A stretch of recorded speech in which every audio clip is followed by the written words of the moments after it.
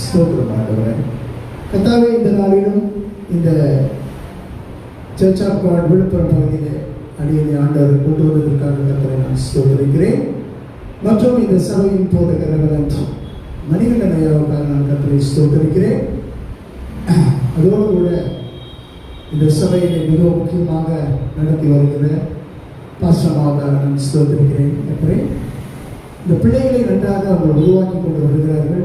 இந்த பிள்ளைகள் இந்த வசனங்களை சொல்லும் பொழுதே அவர்கள் எப்படி அவர்களை ஆயத்தப்படுத்துகிறார்கள் என்பதை குறித்து நான் கர்த்தரை ஸ்தோத்திரிக்கிறேன். மற்றும் சபை மக்கள் உங்கள் ஒவ்வொருவரையும் நான் இயேசுவின் நாமத்தினாலே வாழ்த்துகிறேன். இப்பொழுதும் பார்த்தீங்கன்னு சொன்ன பிரியமானவர்களே, இந்த இன்றைய தினத்தினுடைய செய்தி என்னன்னு பார்த்தீங்கன்னு சொன்னால், ஒரு புத்தகம், அதாவது வேதாகமத்திலே உள்ள ஒரு புத்தகம். அந்த புத்தகத்திலே 10 அதிகாரங்கள் இருக்கிறது. ஆனால் அந்த இடத்துல நீங்கள் இந்த புத்தகத்திலே பார்த்தீங்கன்னு சொன்னால் 5 நபர்கள் மிக முக்கியமானவர்களாக இருக்கிறார்கள். அது விசேஷமாக மிக முக்கியமானவர்கள் 3 நபர்கள். இதை குறித்து நான் உங்களோடு கூட பகிர்ந்து கொள்ள வேண்டும் என்று சொல்லி நான் விரும்புகிறேன். கர்த்தர் உங்களுடைய இருதயத்தை சிறப்படுத்துவார்கள். இந்த நேரத்திலும் கர்த்தர் உங்களோடு கூட பேசுவார்கள். ஸ்தோத்திரம் ஆண்டவரே. கர்த்தாவே, இந்த நாளிலும் பேசுகிற இந்த வார்த்தைகள் ஒவ்வொன்றையும் ஆண்டவரே அவருடைய உள்ளத்திலே ஆண்டவரை கர்த்தாவே அது வீங்காரம் விடும்படியாக அவருடைய கருத்தை கொடுத்து செபிக்கிறேன். ஆண்டவரே, கர்த்தர் தாமே எல்லாவற்றையும் பொறுப்பெடுத்துக் கொள்ளுங்க. ஒவ்வொருவரையும் ஆசீர்வதிக்க வழிநடத்துங்க. இயேசுவின் மூலம் செபிக்கிறோம் நீங்கள் நல்ல பிதாவே. ஆமென். இந்த நாளில் பார்த்தீங்கன்னு சொன்னால் பிரியமானவர்களே, எஸ்தருடைய புத்தகத்தை நாம் தியானிக்கலாம் என்று இருக்கிறோம். இந்த நாளிலும் பார்த்தீங்கன்னா இந்த எஸ்தருடைய புத்தகத்திலே மிக முக்கியமான ஒரு 3 சம்பவம். இந்த 3 சம்பவங்கள் பார்த்தீங்கன்னு சொன்னா, முதலாவது சம்பவத்திலே ஒரு நபர், அவர் என்ன நினைக்கிறார் பார்த்தீங்கன்னு சொன்னா, அழிப்பதை குறித்து அவர் விரும்புகிறார். ஆனால் இரண்டாவது நபர் அந்த அழிவிலிருந்து தப்பு வைத்து வர வேண்டும் என்று நினைக்கிறார். மூன்றாவது நபர் அதை செயல்படுத்தி வெற்றி பெறுகிறார். இந்த நாளில் இந்த 3 காரியங்களை நாம் பார்க்க இருக்கிறோம்.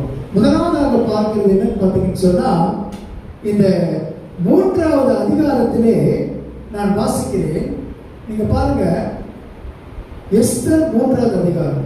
இந்த நடவடிக்கைகளுக்கு பின்பு ராஜாவாகிய அகாஸ்வேரு அமேதாதாவின் குமாரனாகிய ஆமான் என்னும் ஆகாகியனை மேன்மைப்படுத்தி தன்னிடத்தில் இருக்கிற சகல பிரபுகளுக்கும் மேலாக அவனுடைய ஆசனத்தை உயர்த்தி வைத்தான். ஆகையால் ராஜாவின் அரண்மனை வாசலில் இருக்கிற ராஜாவின் ஊழியக்காரர்கள் எல்லோரும் ஆமானை வணங்கி நமஸ்கரித்து வந்தார்கள். அவனுக்கு இப்படிப்பட்ட செயல் வேண்டும் என்று ராஜா கட்டளையிட்டு இருந்தார். ஆனாலும் மொர்தெகாய் அவனை வணங்கவும் இல்லை, நமஸ்கரிக்கவும் இல்லை. அப்பொழுது ராஜாவின் அரண்மனை வாசலில் இருக்கிற ராஜாவின் ஊழியக்காரர்கள் மொர்தெகாயை பார்த்து, நீ ராஜாவின் கட்டளையை மீறுகிறது என்ன என்று கேட்டார்கள். இப்படி அவர்கள் நாளுக்கு நாள் அவனுடனே சொல்லியும் அவன் தங்களுக்கு செவிகொடாத போது தான் யூதன் என்று அவன் அவர்களுக்கு அறிவித்திருந்தபடியினால் மொர்தெகாயின் சொற்கள் நிலை நிற்குமோ என்று பார்க்கிறதற்கு அதை ஆமானுக்கு அறிவித்தார்கள். ஆமான் மொர்தெகாய் தன்னை வணங்கி நமஸ்கரிக்காததை கண்டபோது மூர்க்கம் நிறைந்தவனானா. இந்த 6வது வசனம் பார்த்தீங்கன்னு சொன்ன பிரியமானவர்களே, இங்கேதான் இந்த ஆமானுக்கு ஏன் இந்த சூழ்நிலை ஏற்பட்டது என்று சொல்லி நாம் பார்க்கிறோம். இந்த எஸ்தருடைய புத்தகத்திலே இந்த 6வது வசனம் இந்த ஆமானுடைய செயல்பாடுகளை நீங்க பாருங்க. என்ன சொன்னா பார்த்தீங்கன்னு சொன்னா, ஆனாலும் மொர்தெகாயின் மேல் மாத்திரம் கை போடுவது அவனுக்கு அற்ப காரியமாய் கொண்டது. இன்றைக்கு பாருங்க பிரியமானவர்களே, இன்றைக்கு நாம் இருக்கிறோம். நம்மை குறித்து நம்ம பக்கத்து வீட்டுக்காரர்களுக்கு யாருன்னு தெரியாது, நமக்கு என்ன நடக்க போகுதுன்றது தெரியாது, அல்லது நாம் வேலை செய்கிற இடத்திலே அல்லது நம்ம படிக்க போகிற இடத்திலே நாம் எப்படிப்பட்டவர்களாய் மாறப்போகிறோம் என்று தெரியாது. ஆனால் வெளி தோற்றத்தை பார்த்து என்ன நினைக்கிறார்கள்? அற்பமாக நினைப்பார். இன்றைக்கு நாம இருக்கிற இடத்திலே நாம் அற்பமாக நினைக்கலாம். நம் வாழ்கிற பகுதியிலே நம்ம சாதாரணமாக நம்ம நினைத்துக் கொண்டிருக்கலாம். ஆனால் கர்த்தருக்கு தெரியும் நாம் எப்படி வரப்போகிறோம், நம்முடைய பிள்ளை எப்படி இந்த உலகத்திலே சாதிக்க போகிறான் என்பதை குறித்து யாருக்கு தெரியும்? கர்த்தருக்கு தெரியும். இந்த மொர்தெகாய் அங்கே உட்கார்ந்து கொண்டு இருக்கும்போது பார்த்தீங்கன்னு சொன்னா ஒரு சாதாரண மனிதனாகத்தான் உட்கார்ந்து கொண்டு இருந்தார். ஆனால் இதை ஆமான் என்ன நினைக்கிறான்? ஒரு அற்பமாக நினைக்கிறான். அவரை பார்த்து எதுக்கு அற்பமாக நினைக்கிறான்னு கேட்டீங்கன்னு சொன்னா, அவன் நம்மளை மதிக்கலன்னு அவசியம் இல்லை, அவன் ஒரு சாதாரணமான ஆள் தானே, அதுக்காக நம்ம ஏன் அவனை குறித்து அவன்கிட்ட நம்ம போய் பேசணும் என்று சொல்லி அவன் சாதாரணமாக நினைக்கிறான். அது என்ன நடந்ததுன்னு பார்த்தீங்கன்னு சொன்னா, இன்றைக்கு பிரியமானவர்களே, பெருமை உள்ளவனுக்கு ஆண்டவர் எதிர்த்து நிற்கிறார், தாழ்மை உள்ளவனுக்கு என்ன பண்றாரு? பெருமை இருக்கிறார். இன்றைக்கு பார்த்தீங்கன்னு சொன்ன பிரியமானவர்களே, அதை நான் நேற்றைய தினத்தில் ஜெபம் செய்வது கூட நான் அதை யோசித்து பார்த்தேன். வாழ்க்கையிலே நமக்கு பெருமை என்பது ஒன்று வரக்கூடாது. இந்த உலகத்திலே பெருமை வரும் பொழுது என்ன நடக்குதுன்னு கேட்டீங்கன்னா சொன்ன பிரியமானவர்களே, ஆண்டவர் நம்ம எதிர்த்து நிற்கிறவராக இருக்கிறார். தாவீதின் இடத்துல அதை நீங்க பார்த்தீங்கன்னு சொன்னா, அவர் அந்த ஆடு வைத்துக் கொண்டிருந்த அந்த சூழ்நிலையை தான் அவர் நினைத்து பார்ப்பாரே தவிர, அவர் ராஜாவாக வந்த பொழுது கூட அவர் தன் நிலையை மறக்கவில்லை.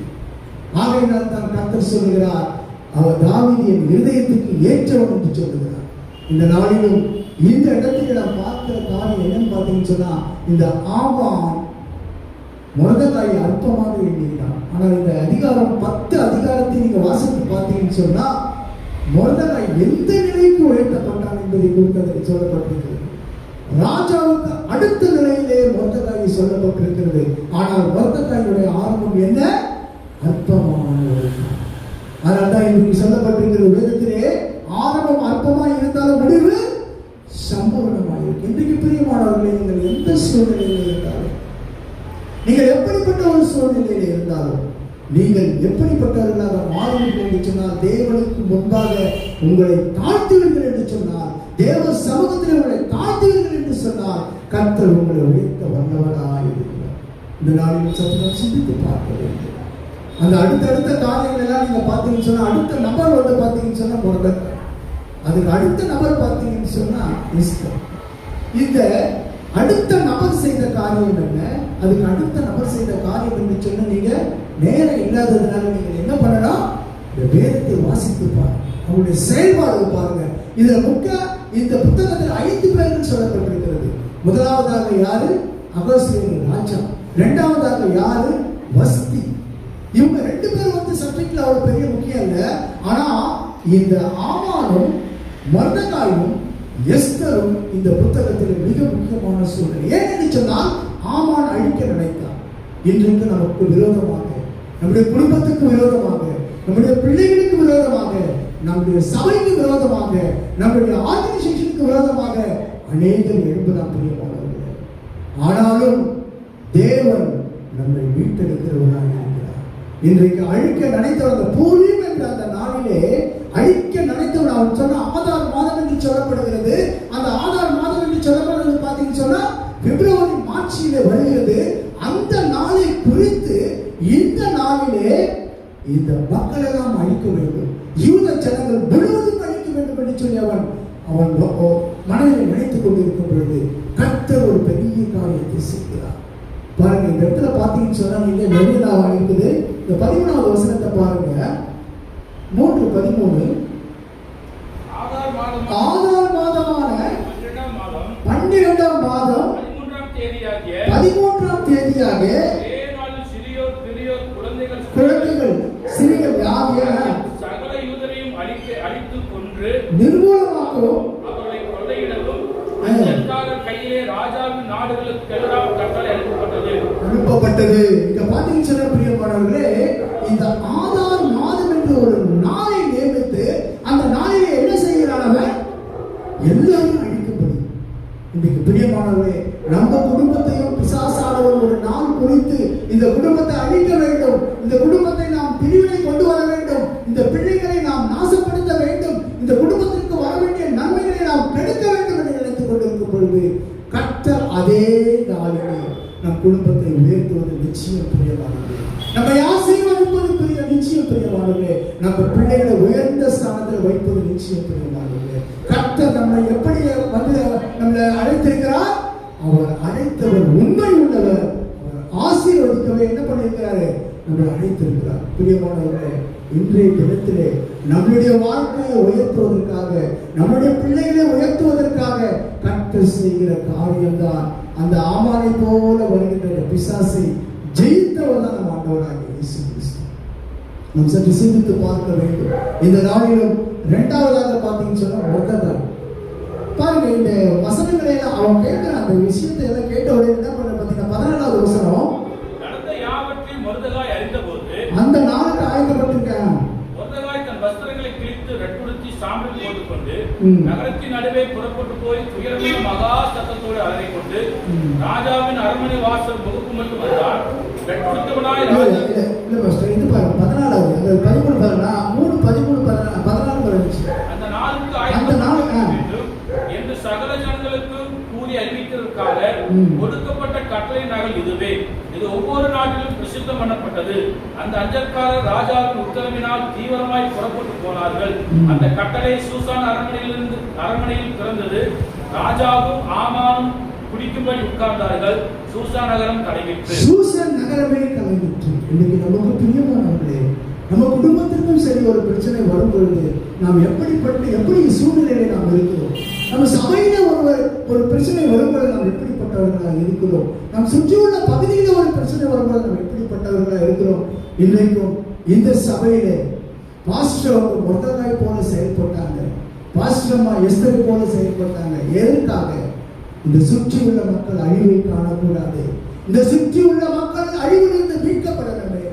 ஒரு நாள் நாம் அவர்களை காணும் பொழுது, ஒரு நாள் நாம் அந்த பரலோகத்திலே பார்க்கும் பொழுது, அந்த பாஸ்டர் என்னை பார்த்தாரு, அந்த பாஸ்டர்மா என்னை பார்த்தாங்க, ஆனா சொல்லலையே, ஒரு வார்த்தை கூட சொல்லலையே. இன்றைக்கு நான் இங்கே கஷ்டப்பட்டு கொண்டு இருக்கிறேனே, இன்றைக்கு இந்த அக்னியை வெந்து கொண்டு இருக்கிறேனே, ஒரு வார்த்தை கூட சொல்லலை என்று ஒருவரும் ஒன்றும் சொல்ல முடியாது. பிரியமானவர்களே, அதற்காக அவர்கள் ஆயத்தப்படுத்தினார்கள். அவர் மொர்தெகாய் போல இந்த மக்களுக்காக பரிதவித்தார். எஸ்தர் அவர்கள் இதற்காக பரிதவித்து என்ன செய்தாங்க? இந்த இடத்திலே இந்த அழிவிலிருந்து வெற்றி பெற வேண்டும் என்று சொல்லி முயற்சித்தார்கள். அதற்கு தான் அந்த பலன் கிடைத்திருக்கிறது. இந்த பிரேயர்ஸ் நடக்கும்படியாக தேவன் உதவி செய்தார். இங்கு அவர்கள் செய்த அந்த ஊழியத்தின் நிமித்தம் கிடைக்கப்பட்டது ஒரு பிரேயர்ஸ் கிடைத்தது. அந்த இடத்திலே தேவன் நாமம் மகிமைப்படுகிறது. அதற்கு வழிவாசலாக இருந்தவர்கள் தான் பாஸ்டர்களும் பாஸ்டர்மார்களும். அவர்களை அரவணைத்தார்கள். ஊழியக்காரர்கள் வரும்போது அவர்களை ஏற்றுக்கொண்டார்கள்.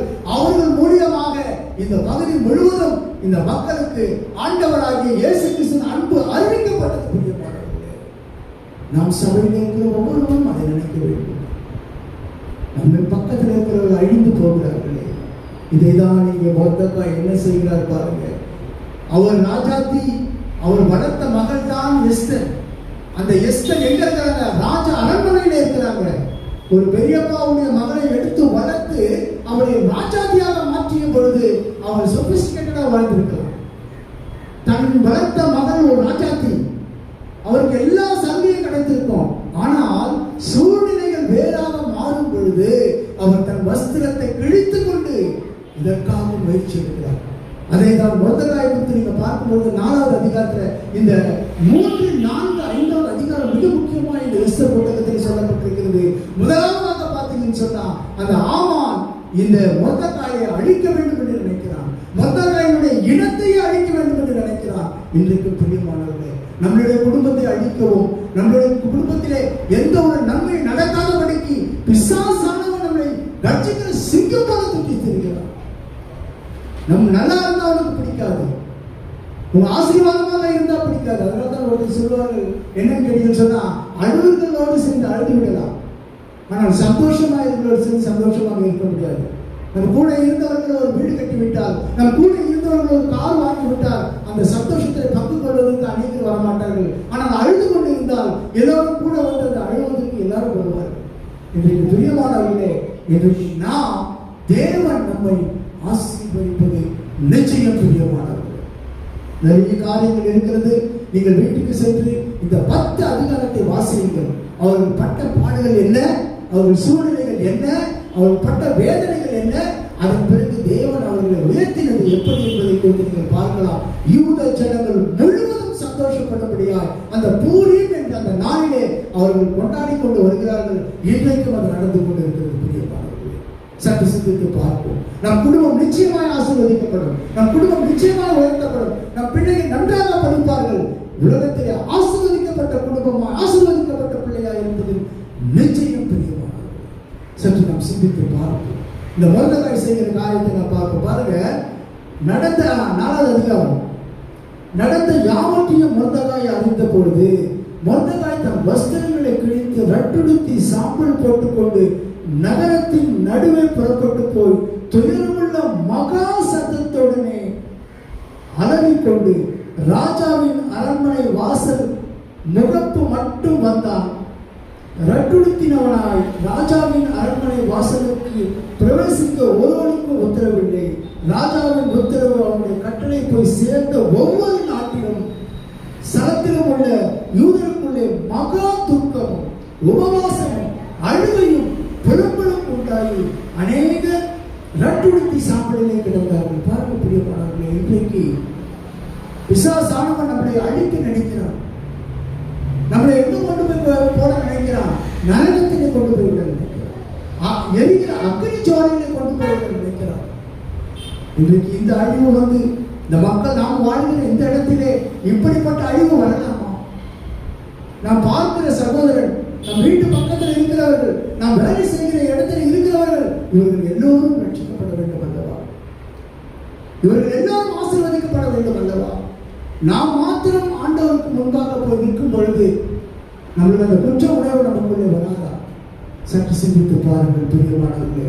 உங்கள் பக்கத்து வீட்டிலே இருக்கிறவர்கள், உங்கள் பக்கத்து தெருவிலே இருக்கிறவர்கள், உங்கள் வீட்டுக்கு முன்பாக இருக்கிறவர்கள் ஆண்டவராக இயேசு கிறிஸ்துவின் அன்பை சொல்லுங்கள்.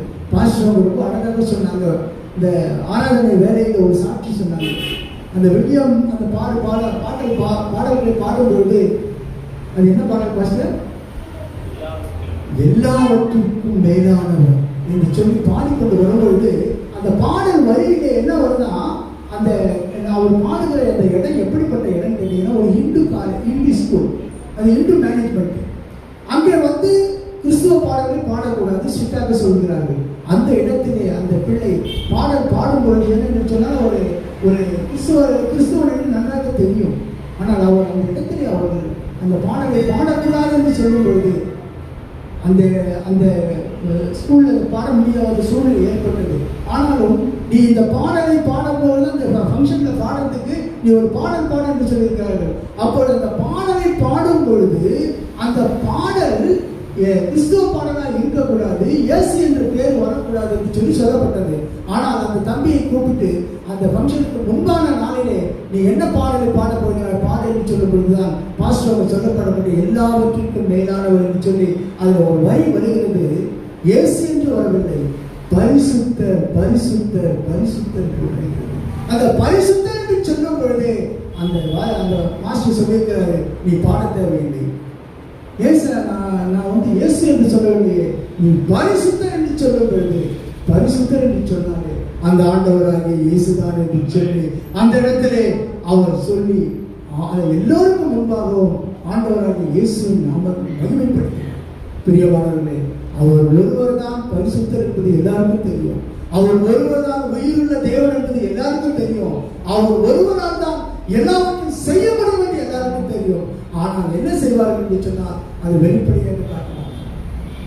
இன்றைக்கு எல்லோருக்கும் தெரியும் ஆண்டவராகிய இயேசு கிறிஸ்து உயிருள்ள தேவன் என்பது எல்லோருக்கும் தெரியும். பிரியமானவர்களே, இந்த மொர்தெகாய் வந்து எஸ்தர் இடத்துல சொல்லி அனுப்புகிறார். அதை பார்த்தீங்கன்னு சொன்னா 4வது அதிகாரத்துல நீங்க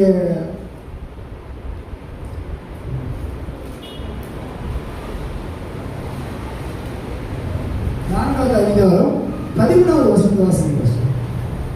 மொர்தெகாய் எஸ்தருக்கு திரும்ப சொல்ல சொன்னது, நீ ராஜாவின் அரண்மனையில் இருக்கிறதுனால் மற்ற யூதர்கள் தப்பக்கூடாது இருக்க நீ தப்புவாய் என்று உன் மனதை நினைவு கொள்ளாதே. நீ இந்த காலத்தில் மௌனமாய் இருந்தால் யூதருக்கு சகாயம் ரட்சிப்பும் வேறொரு இடத்திலிருந்து எழும்பும். அப்பொழுது நீயும் உன் தகப்பன் குடும்பத்தாரும் அறிவீர்கள். நீ இப்படிப்பட்ட காலத்துக்கு உதவியாக இருக்கும்படி உனக்கு ராஜ மேன்மை கிடைத்திருக்கலாமோ யாருக்கு தெரியும் என்று சொல்ல சொன்னான்.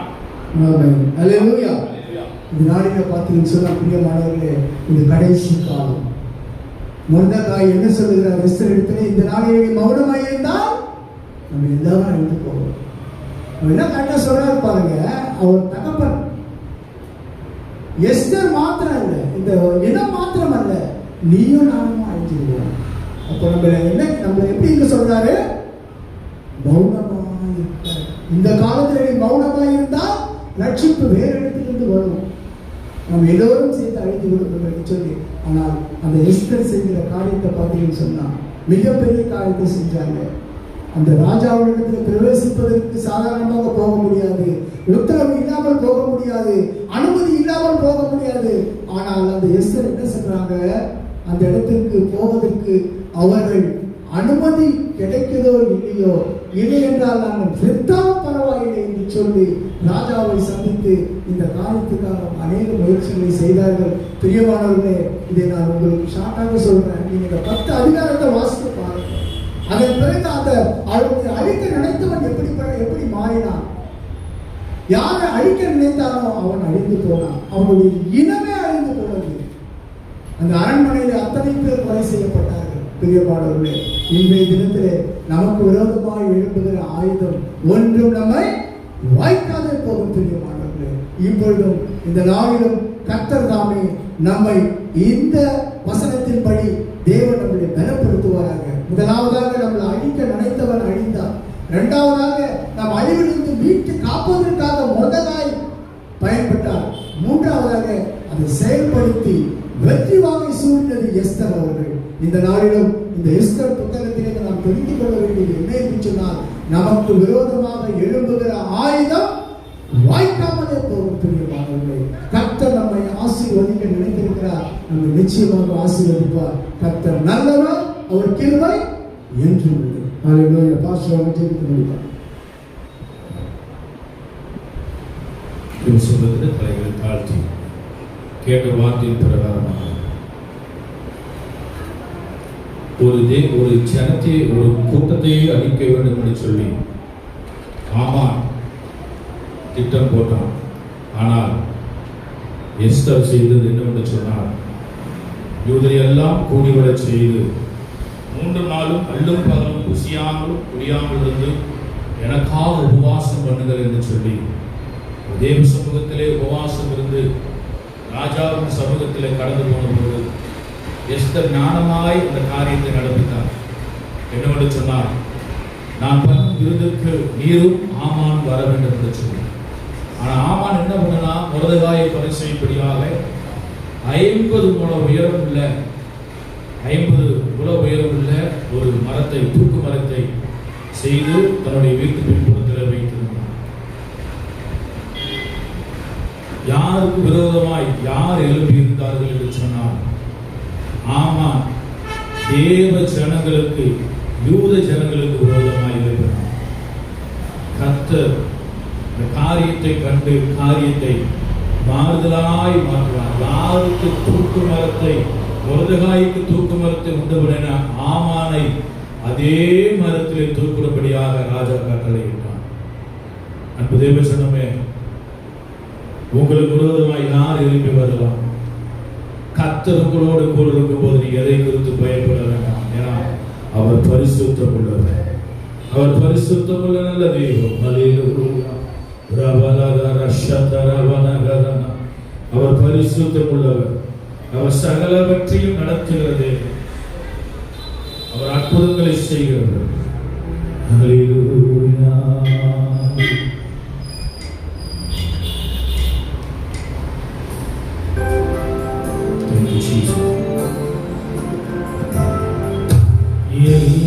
எல்லாவற்றிலும் மேலானவர், எல்லோரிலும் பெரியவர், சகலவற்றை சிருஷ்டித்தவர், சர்வத்தில் உயர்ந்தவர். எல்லாவற்றிலும் மேலானவர், எல்லோரிலும் பெரியவர்,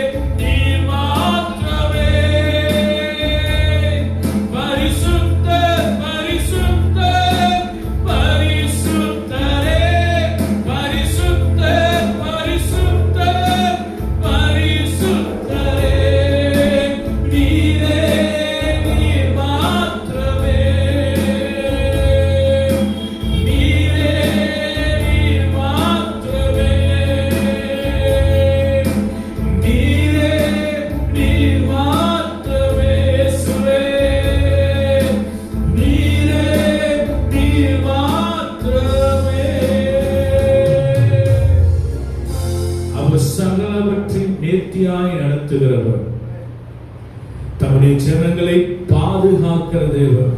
அவர் நம்மோடு கூட உண்டு. எஸ்தரை மாத்திரமல்ல, யூத ஜனம் முழுவதையும் கர்த்தர் பாதுகாத்தார். ஒரு மனிதனுடைய மூர்க்கம் ஒரு ஜனத்தோடு கூட்டத்தையே அழிக்க நினைத்த போது கர்த்தர் அவர்களுக்காக யுத்தம் செய்து தம்முடைய பரிசுத்த ஜனமாகிய யூத ஜனத்தை அவர் பாதுகாத்தார். ஒரு மனிதனுடைய மூர்க்கம் ஒரு கூட்டத்தையே அழிக்கும் என்று சொன்னார்.